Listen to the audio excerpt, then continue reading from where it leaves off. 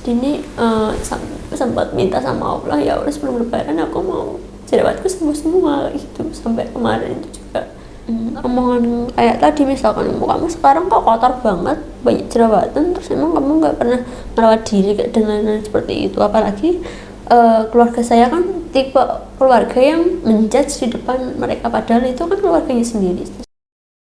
Kalau habis ngeliat orang yang cantik itu mungkin kok aku jerawatan gini ya, padahal udah diobatin, udah berdoa, udah itu, tapi kok nggak hilang-hilang kayak gitu.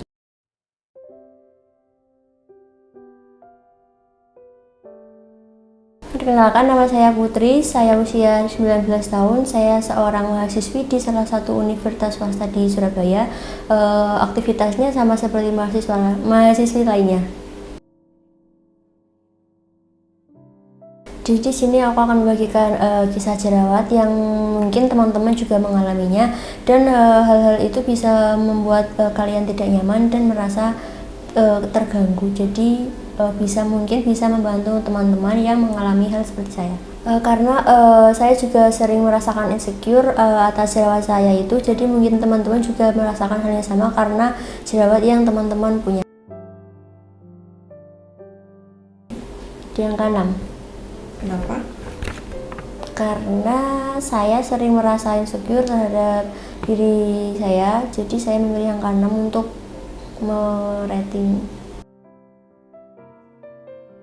Jadi jerawatku itu muncul pada saat awal virus corona itu dimulai, kan itu sekolah-sekolah diliburkan dan PPKM dari rumah. Semenjak itu aku udah mulai jarang merawat muka, udah nggak cuci muka, nggak pakai moisturizer dan lain-lain, nggak pakai sunscreen.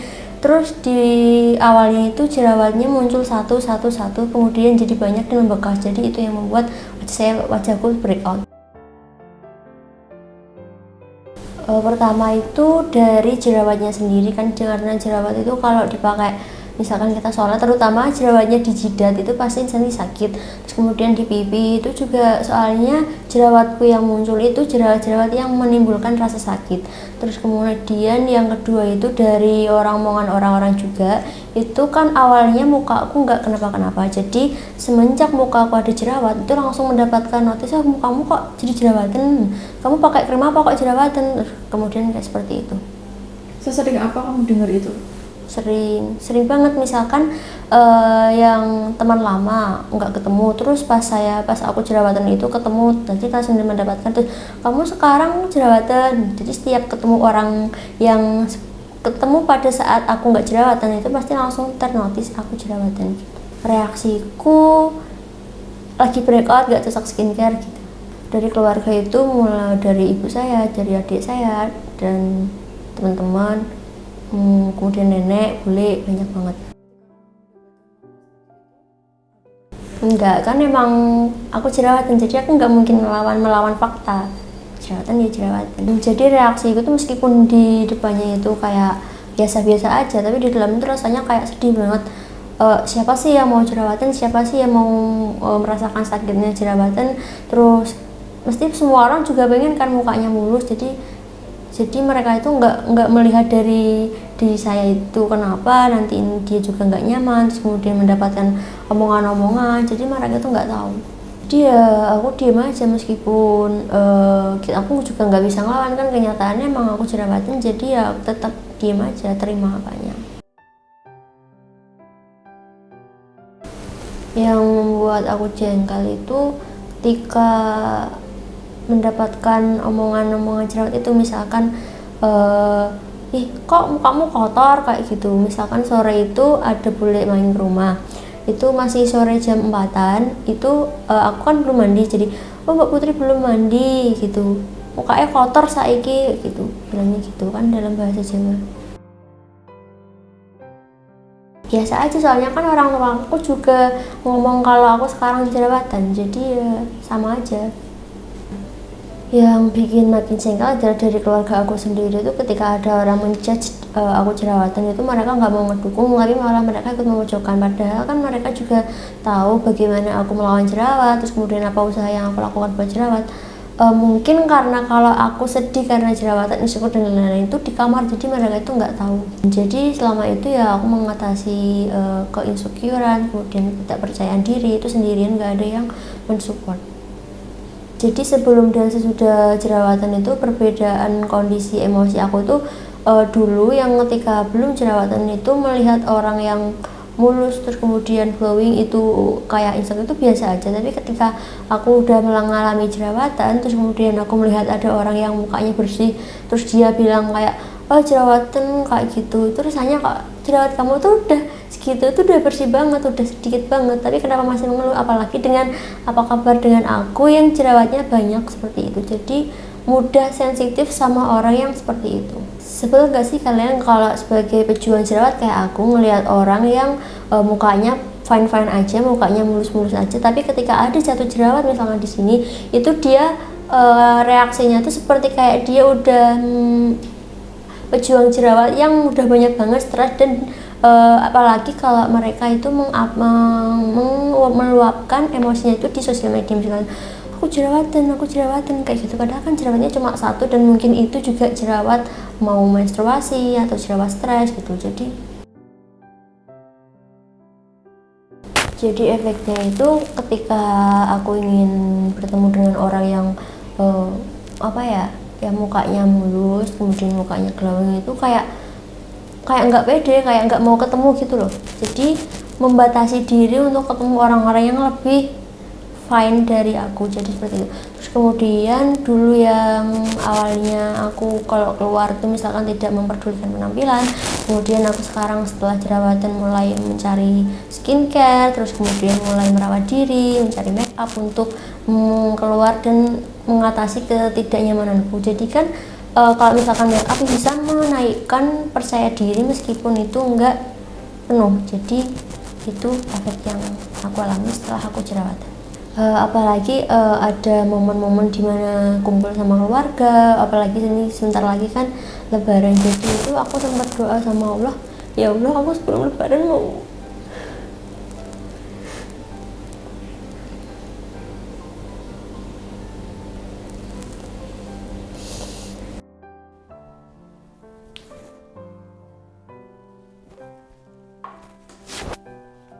jadi ini sempat minta sama Allah, ya Allah sebelum lebaran aku mau jerawatku sembuh semua gitu. Sampai kemarin itu juga nazar kayak gitu juga, tapi belum dikasih sama Allah.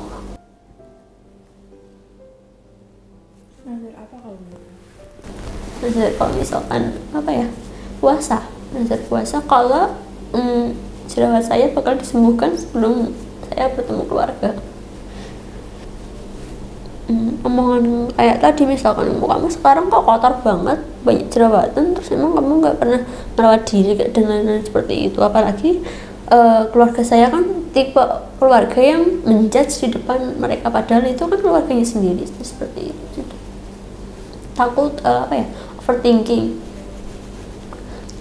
Jadi itu mungkin maksud mereka tuh buat nasihatin aku untuk menjadi lebih baik dan mau merubah yang negatif jadi yang positif, tapi kan caranya tidak dengan dinasihati di depan publik. Kemudian itu kan mereka nggak melihat perasaan yang diomongkan atau dinasihati di publik seperti apa. Jadi itu akan membuat jadi mental mereka itu jatuh dan gimana ya, kayak nggak mau ketemu mereka lagi, padahal kan mereka harusnya keluarga yang jadi tempat cerita, terus kemudian tempat mengeluh, mungkin itu jadi tempat yang bahkan kayak dihindari dan nggak mau interaksi sama mereka gitu. Tapi kalau menurut aku keluarga aku itu bukan yang tipe ingin menasehati, tapi mungkin mereka kayak membanding pas bertemu keluarga besar itu membandingkan anak mereka dengan anak saudara-saudara lainnya. Jadi kalau misalkan di sini minus, di sini positif, jadi ya mungkin dijudge kayak seperti itu. Berarti kerasa banget kalau aku membandingkannya. Iya, apalagi biasanya kan aku kan punya kakak perempuan. Dan kakak perempuanku itu kalau masalah fisik itu melihat banget seperti itu. Jadi misalkan aku mukanya jerawatan dikit, itu malahnya sampai kamu kok jerawatan ini lah, aku mulus kayak gitu, sampai seperti itu.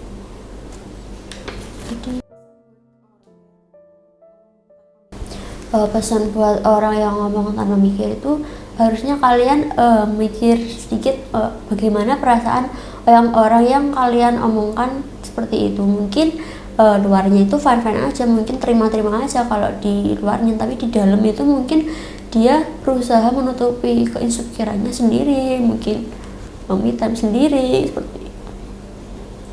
Ya seperti orang-orang, mungkin kalian juga melakukan hal yang sama. Terlihat tampaknya di depan itu mungkin fine-fine aja, tapi ketika kalian sendirian itu pasti jerawatan, emang jerawatan gitu. Terus misalkan kayak di kaca itu nangis dan lain-lain.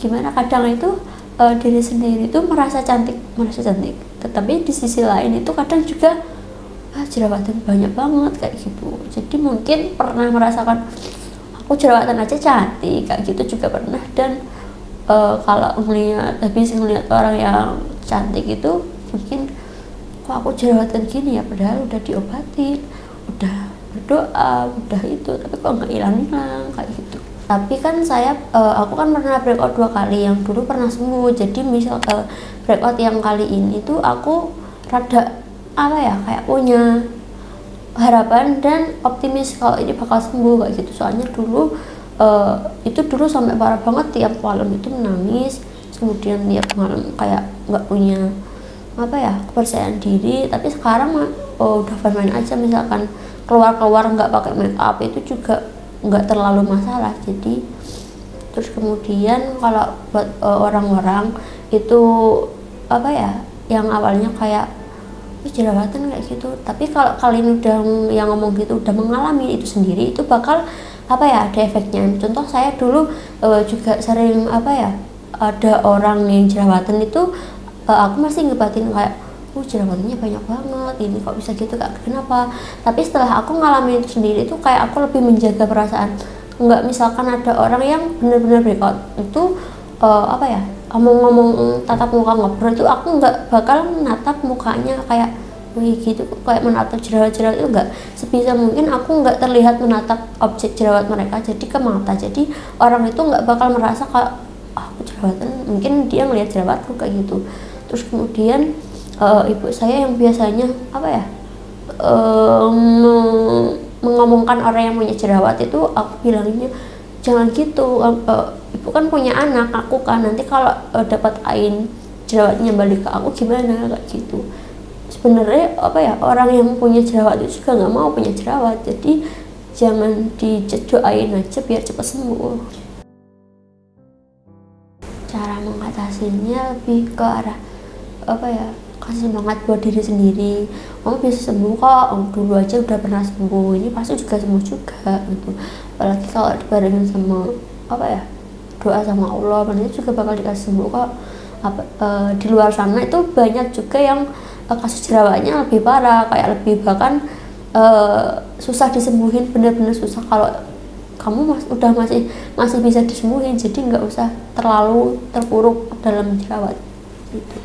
Masih menjadikan orang yang di luar sana jadinya tuh kayak beranda sosmedku itu aku sering lihat-lihat jerawat seperti itu kan di beranda banyak yang kasusnya lebih parah. Jadi aku lebih bisa bersyukur, kemudian aku lebih bisa ternyata jerawatku dibandingkan mereka nggak seberapa, jadi oke lah, masih bisa bersyukur dan self love.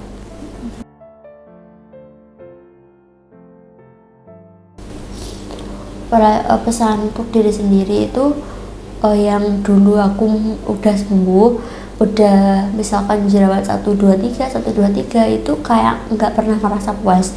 Jadi kalau misalkan sudah sembuh, udah nggak menjadi pejuang jerawat lagi, bersyukur, udah nggak usah merasa kurang, itu udah cukup kayak gitu. Daripada nanti ketika kita nggak bersyukur terus kemudian merasa kurang dikasih itu lagi sama Allah. Jadi tetap bersyukur dan jangan merasa kurang sama diri sendiri. Begitu juga dengan pejuang jerawat di luar sana, itu tetap semangat dan jangan melihat diri kamu itu sebagai cewek yang benar-benar buruk karena nggak bisa merawat muka, tapi dilihat juga di luar sana banyak yang mengalami lebih parah dan kemudian lebih buruk, mohon maaf lebih banyak jerawatnya. Itu jadikan patokan sebagai untuk bersyukur dan it's okay, ini bisa sembuh dengan usaha yang kalian lakukan. Dan buat yang mungkin breakoutnya karena skincare itu lebih teliti lagi dalam menggunakan skincare. Untuk sendiri karena udah mau berjuang selama ini itu kamu hebat, ternyata kamu bisa melawan omongan-omongan orang yang di luar sana mungkin membuat kamu down, tetapi kamu bisa melawan itu dengan tetap ceria di depan mereka, tetap mau bertemu mereka lagi, dan tetap tidak biasanya kan kalau orang insecure sampai se-insecure-nya itu mereka sampai membatasi untuk bertemu orang-orang yang pernah menjudge mereka. Tetapi kalau kamu hebat, kamu bisa mau bertemu mereka lagi, padahal di waktu yang sebelumnya mereka pernah memberikan omongan-omongan negatif yang membuat kamu merasa mentalnya down. Jadi kamu hebat. Terima kasih untuk diri sendiri.